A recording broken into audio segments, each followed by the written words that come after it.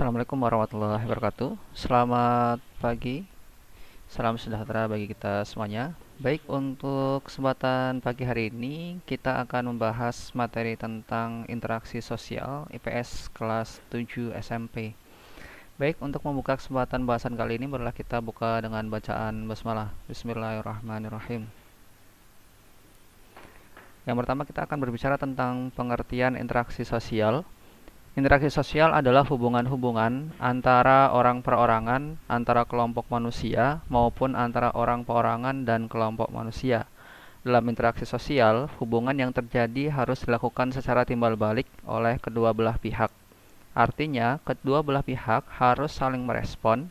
Jika satu bertanya, maka dia menjawab. Jika diminta bantuan, dia membantu. Kemudian jika diajak bermain, dia juga ikut bermain. Dengan demikian, interaksi sosial adalah hubungan yang terjadi antara manusia dengan manusia lain, baik secara individu maupun dengan kelompok. Tujuan manusia melakukan interaksi sosial. Manusia melakukan interaksi sosial dalam kehidupannya untuk memenuhi berbagai kebutuhan pokok, seperti sandang, pangan, dan papan, kebutuhan dan ketertiban, kebutuhan akan pendidikan dan kesehatan, kebutuhan-kebutuhan akan kasih sayang, dan lain sebagainya. Selanjutnya, proses interaksi sosial. Interaksi sosial terjadi apabila di antara pihak yang berinteraksi melakukan kontak sosial dan komunikasi sosial. Kontak sosial dan komunikasi sosial merupakan syarat terjadinya interaksi sosial. Tanpa adanya kedua syarat itu, interaksi sosial tidak akan terjadi. Melalui kontak sosial dan komunikasi, seseorang akan memberikan tafsiran pada perilaku orang lain atau perasaan-perasaan yang ingin disampaikan kepada orang lain. Syarat terjadinya interaksi sosial yang pertama adalah kontak sosial, tadi sudah dibahas ya. Kemudian komunikasi sosial. Secara pengertiannya, kontak sosial merupakan hubungan masing-masing pihak dan tidak hanya langsung bersentuhan secara fisik, tetapi bisa juga tanpa hubungan secara fisik. Misalnya, kontak dapat dilakukan melalui surat menyurat, telepon, SMS, dan lain sebagainya. Kemudian dengan demikian, hubungan fisik bukan syarat utama terjadinya interaksi sosial. Kemudian komunikasi sosial merupakan proses penyampaian pesan dari seseorang kepada orang lain yang dilakukan secara langsung maupun melalui alat bantu agar orang lain memberi tanggapan atau memberi respon. Nah, kontak sosial bisa terjadi baik secara langsung maupun tidak langsung. Maksudnya baik secara tatap muka maupun tidak tatap muka begitu ya. Maka dari itu di tengah pandemi COVID-19 begitu ya, kita mengenal istilah adanya social distancing, tapi itu kurang tepat. Yang harusnya dilakukan adalah physical distancing atau jaga jarak secara fisik begitu ya. Tapi secara sosial, secara interaksi sosial kita masih melakukannya. Kita masih berhubungan melalui SMS atau aplikasi WhatsApp, atau kemudian jika dalam pembelajaran mungkin melalui Google Classroom begitu ya. Atau kemudian sekarang ini dalam penyampaian video YouTube begitu ya. Ada pesan yang disampaikan, kemudian ada yang menerima pesan begitu. Artinya masih ada terjadinya interaksi sosial. Nah, interaksi sosial itu mensyaratkan adanya kontak sosial dan komunikasi sosial begitu. Selanjutnya, faktor yang mendasari terjadinya interaksi sosial yang pertama, faktor imitasi, merupakan proses seseorang mencontoh orang lain atau kelompok. Contohnya, seorang anak perempuan bermain masak-masakan karena melihat ibunya pada saat masak di dapur. Nah, biasanya imitasi ini terjadi dalam fase anak-anak begitu ya, meniru orang lain yang dianggap bisa begitu. Selanjutnya adalah faktor sugesti, merupakan pengaruh yang dapat menggerakkan hati orang. Contohnya, seorang pasien akan berobat ke seorang dokter, pasien tersebut akan cepat mengalami penyembuhan, salah satunya disebabkan adanya rasa sugesti pada dokter tersebut. Nah, itu hanya perantara. Sugesti itu ya istilahnya pengaruh gitu ya, pengaruh atau kemudian bisa jadi kalau dari dokter ke pasien berarti saran begitu ya, atau kemudian nasihat bagaimana kemudian orang itu akan terpengaruh kemudian akan melaksanakan satu dua aktivitas begitu ya. Nah, biasanya kalau dokter kepada pasien kan dokter memberikan obat begitu ya, kemudian obatnya disarankan untuk diminum misalkan 3 kali sehari misalkan. Nah, sugesti itu kurang lebih seperti itu, hingga kemudian ya dengan kehendak Allah begitu ya, tentunya akan disembuhkan penyakit tersebut karena melalui perantara pengobatan dokter tadi. Selanjutnya adalah faktor identifikasi, merupakan kecenderungan-kecenderungan atau keinginan dalam diri seseorang untuk menjadi sama dengan orang lain.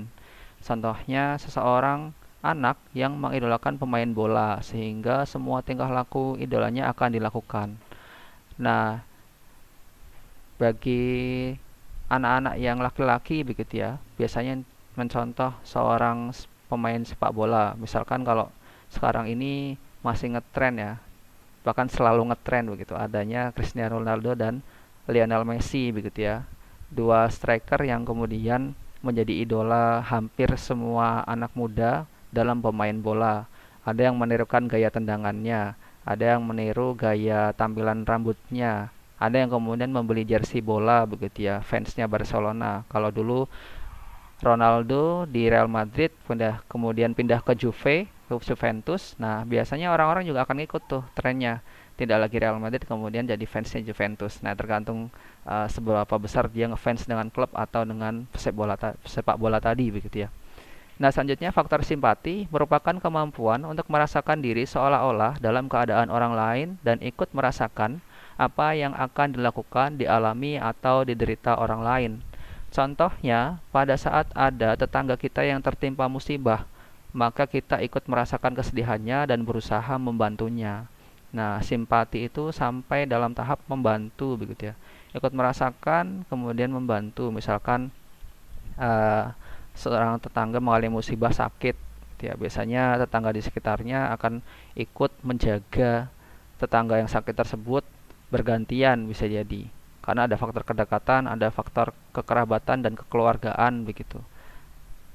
Nah, kemudian bisa jadi membantu secara finansial atau memberikan buah-buahan atau makanan yang sifatnya bisa menyembuhkan tetangga kita yang sedang sakit tersebut. Misalkan contohnya seperti itu.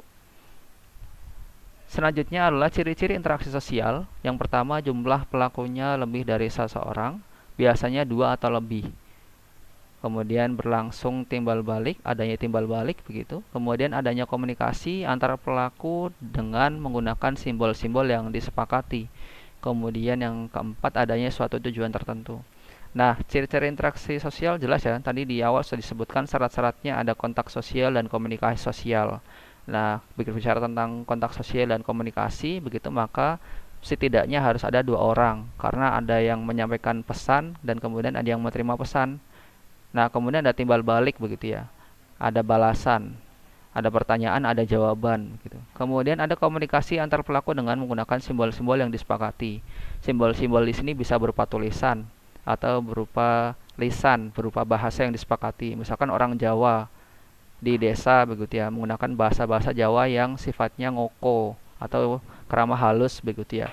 Atau kemudian ketika kita menemui orang-orang dari luar daerah sesama warga negara Indonesia, ya kita menyepakati bahwa kita menggunakan komunikasi dalam pertemuan itu menggunakan bahasa Indonesia, contohnya seperti itu. Kemudian adanya suatu tujuan tertentu. Nah, tujuannya misalkan menyampaikan informasi seperti saya sekarang, menyampaikan pembelajaran materi begitu ya. Ada satu tujuan tertentu. Misalkan tujuan lainnya ada transaksi jual beli misalkan, atau kemudian ada sebuah kerjasama yang ingin dicapai. Nah, tergantung tujuannya seperti apa. Selanjutnya, aturan yang mengatur perilaku manusia dalam berinteraksi. Yang pertama adalah ruang, merupakan di mana terjadinya interaksi sosial tersebut. Misalnya, interaksi yang terjadi di rumah antara orang tua dengan anak, anak dengan anak, interaksi di sekolah antara teman dengan teman, siswa dengan kepala sekolah, guru dan karyawan.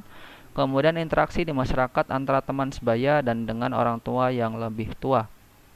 Selanjutnya waktu, yaitu aturan tentang kapan interaksi sosial itu terjadi. Misalnya interaksi dulu dan sekarang. Kemudian selanjutnya gerak dan sikap tubuh. Dalam interaksi sosial, orang lain membaca perilaku kita selain kata-kata yang kita ucapkan, karena dalam interaksi tidak hanya memperhatikan apa yang dikatakan orang lain, tetapi juga apa yang dilakukannya. Dengan menggunakan gerak dan sikap tubuh seperti mengangkat bahu, menggelengkan kepala, mengacungkan ibu jari, mengangkat bahu, dan lain sebagainya. Nah, baik, cukup sekian untuk materi awalan interaksi sosial ini. Selanjutnya nanti akan dilanjutkan di video selanjutnya tentang bentuk-bentuk interaksi sosial. Kurang lebihnya dari saya mohon maaf. Oh iya, jangan lupa like dan subscribe channel saya supaya kedepannya lebih baik lagi. Terima kasih. Wabillahi taufiq walhidayah. Assalamualaikum warahmatullahi wabarakatuh.